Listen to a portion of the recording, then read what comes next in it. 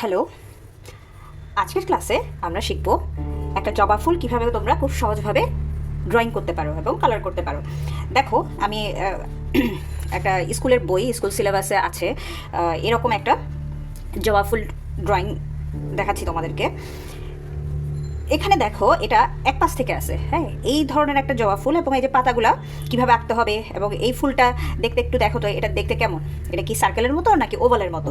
মানে আমরা যে কোনো কিছু আসলে আঁকার সময় যদি একটা মানে কোনো একটা সার্কেল, ওভাল অথবা ট্রায়াঙ্গেল, চতুর্ভুজ যেটাই হোক, মানে একটা ফর্ম যদি চিন্তা করে নিই তাহলে আমাদের আঁকাটা অনেক সহজ হয়ে যায়।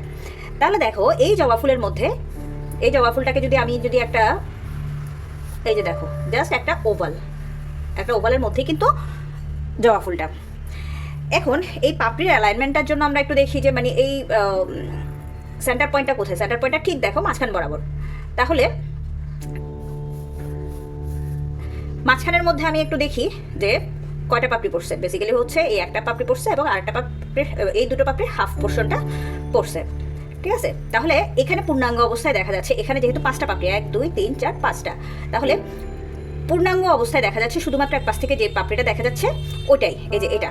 তাহলে এটার জন্য এরকম দাগ, তারপরে এই 1, এই 2, এই 3, এভাবে করে জাস্ট একটা লাইন দিয়ে লাইনগুলোকে এটার সাথে এনে অ্যাড করলেই হয়ে গেল কি জবা ফুল।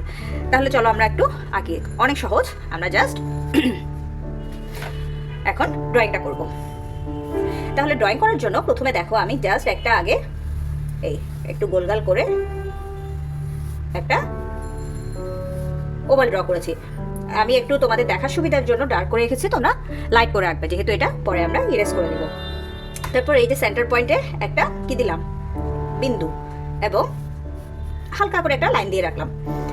এখন এই যে দেখো, এই লাইনটা থেকে এই দিক থেকে একটা এবং এই দিক থেকে একটা আমি ব্র্যাকেটের মতো বা হাফ ওভালের মতো লাইন দিলাম।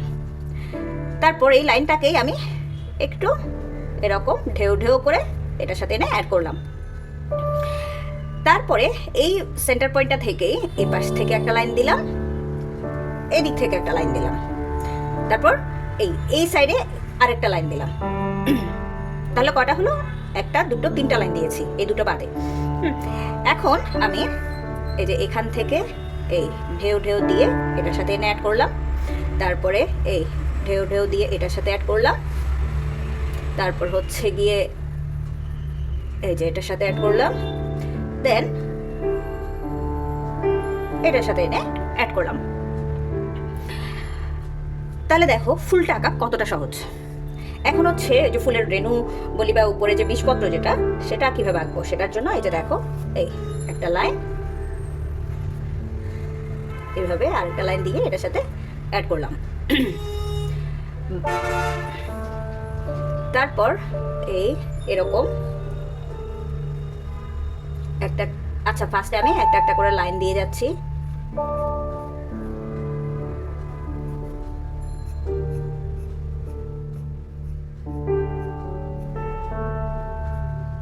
তারপরে এই মুখের মধ্যে যতগুলো দেওয়া যায়, তারপরে ছোট ছোট ছোট ছোট সার্কেল, এখানেও সেম। আচ্ছা, এটা আমরা যখন আউটলাইন করব তখন দিয়ে দিব। আচ্ছা, তারপরে তোমাদের দেখার সুবিধার জন্য আমি দিয়ে রাখতেছি। ওকে, এখন এই ঠিক মাঝখান থেকে আমি একটা ইউ শেপ দিব। তারপর এই একটা ভি এর মতো দিয়ে দুই পাশ থেকে এরকম করে নিয়ে গেলাম। এটা হচ্ছে ফুলের নিচের অংশটার জন্য। এরপর এই ডাঁটিটাকে দিলাম, ডাঁটিটা দিয়ে এটার এখান থেকে আমি পাতার জন্য, পাতার মাঝখানে যে লাইন যেটা, সেটাকে দিলাম। তারপরে এই একটা একটা লাইন দিয়ে নিচের দিক থেকে এইভাবে করে আমি পাতাটা ড্রয়িং করব।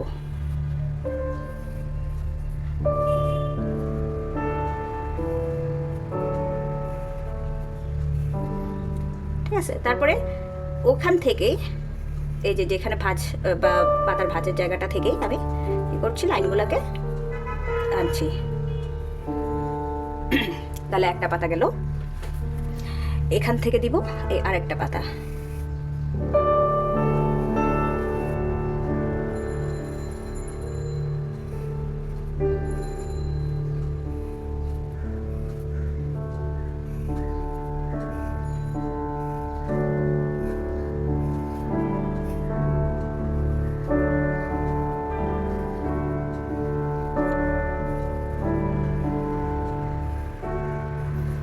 তাহলে দুটো পাতা হয়ে গেল।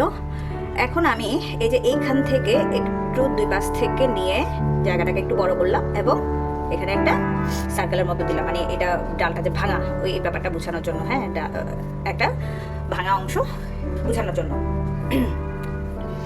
তাহলে দেখো একটা জবা ফুল এভাবে তোমরা কত সহজভাবে ড্রয়িং করতে পারো। এবার হচ্ছে আমরা এটা আউটলাইন করব।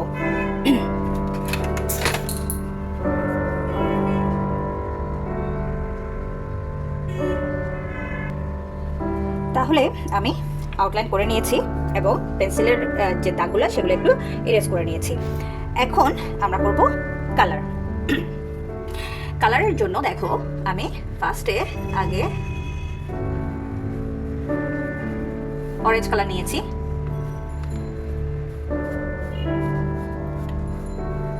বইয়েরটা যদিও রেড কালার আছে, আমি রেড কালার আসলে জবা ফুল এর আগেও দেখিয়েছি, সো আমি এটা একটু অরেঞ্জ কালার করতে যাচ্ছিলাম। জবা ফুল কিন্তু অনেক কালার হয়, এটা তোমরা জানো তো। সো তোমরা যে যেমন খুশি কালারটা করতে পারো।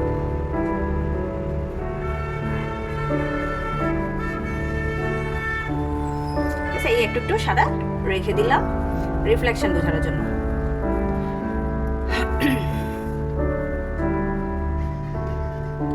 বা জবা ফুলের গায়ে কিন্তু অনেক কি থাকে, শুধু জবা ফুল না, যে কোনো ফুলের গায়ে অনেক রকম দাগ থাকে, অনেক। সো এই ব্যাপারগুলোর জন্য এরকম একটা একটা করে লাইন দিলে আসলে জিনিসটা দেখতে সুন্দর দেখায়।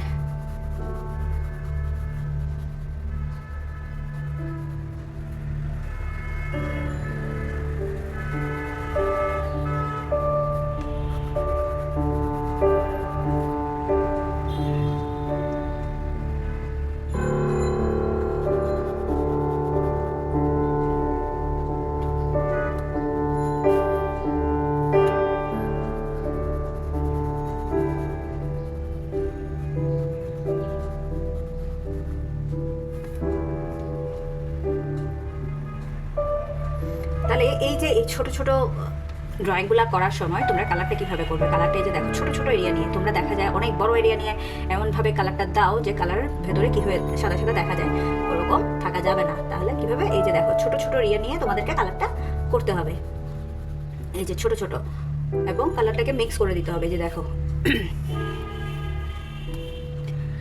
এবার আমি নিব একটু ইয়েলো নিব, একটু গ্রিন নিব। তাহলে গ্রিনটা আমি কোথায় দিচ্ছি, গ্রিন হচ্ছে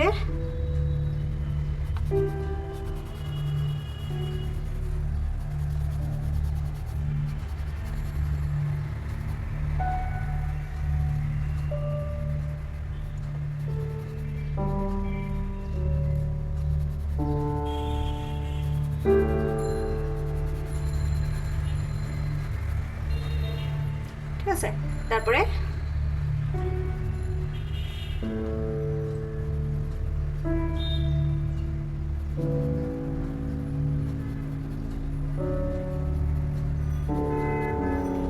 আমি ইয়েলো দিয়ে বাকি জায়গাটা একটা আলো পড়ার একটা ব্যাপার, কিংবা যে পাতার মধ্যে আসলে কালার কি থাকে, কালার হচ্ছে পুরোপুরি যে মানে শুধু একটা গ্রিনের একটা শেড থাকে ব্যাপারটা তা না। এখানে পাতার মধ্যে কিন্তু গ্রিনের কয়েকটা শেড থাকতে পারে। কিন্তু তোমরা এই ড্রয়িংটা যেহেতু একদমই বিগিনার, যারা তোমরা মোটে ড্রয়িং শিখছো তাদের জন্য, সো আমি এখানে অনেকগুলো কালার শেড ইউজ করছি না, শুধু গ্রিনের একটা শেড ইউজ করে ইয়েলো মিক্স করতেছি। ইয়েলো এই পাশে এই সাইডটাতে রাখবো ইয়েলো।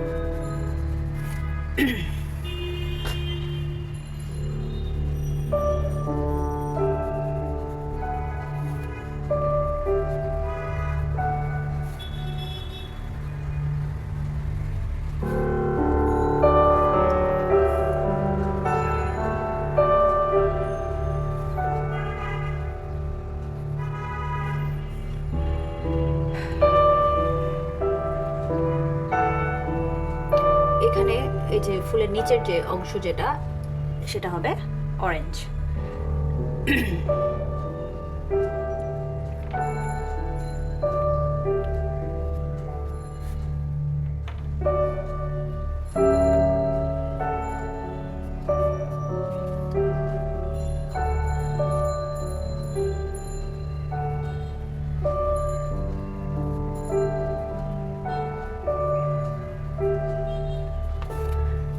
এখানে জাস্ট একটু বিন্দু বিন্দু করে দিয়ে দিলাম।